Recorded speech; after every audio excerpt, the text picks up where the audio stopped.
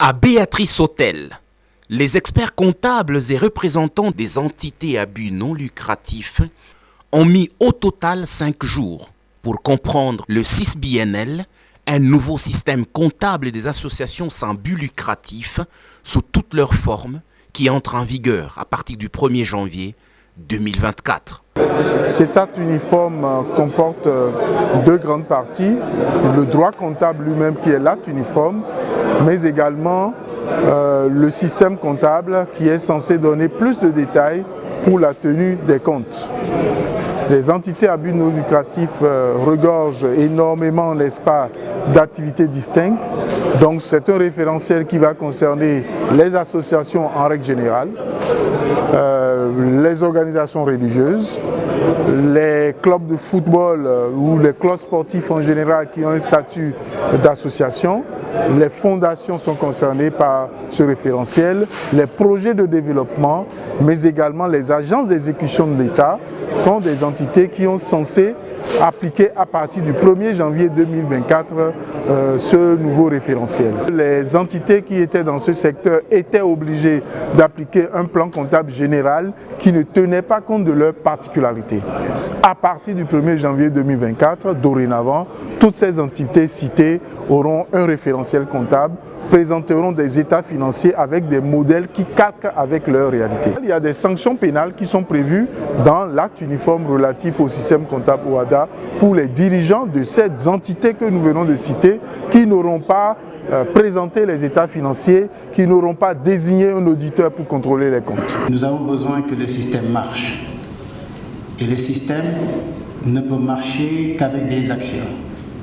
Et les actions ne peuvent exister et être saines et efficaces, performantes, qu'avec des acteurs qui sont performants, qu'avec des acteurs qui sont compétents. Vous avez choisi donc de contribuer à l'assainissement de notre système. Vous avez choisi de contribuer à la fiabilité, à la sincérité des comptes.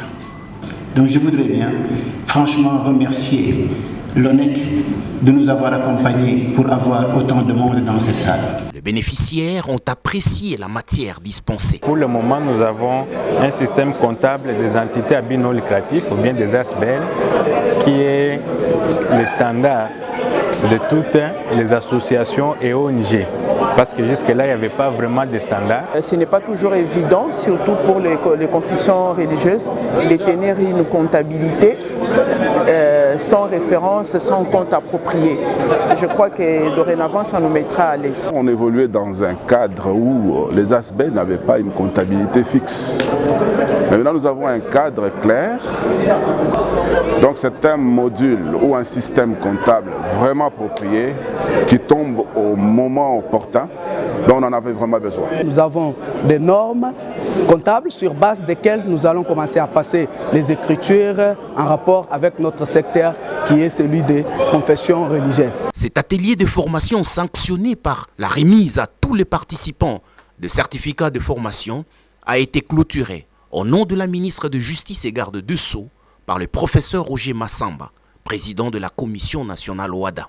Je voudrais, au nom aussi de la Commission nationale OHADA, saluer l'activité qui a été déployée ici et surtout que s'agissant d'une thématique nouvelle, que nous ayons eu la primeur ici en RDC de vivre cet événement.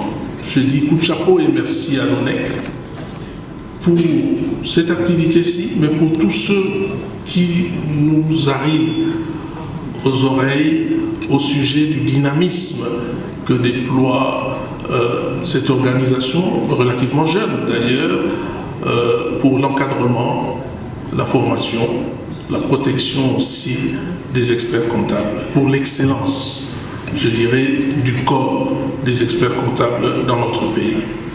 Félicitations à chacune et à chacun d'entre vous. Nous allons intensifier le rythme des formations des professionnels du droit comme des professionnels du chiffre et je peux donc garantir que nous aurons encore l'occasion de nous retrouver sous telle ou telle forme, y compris avec les humains.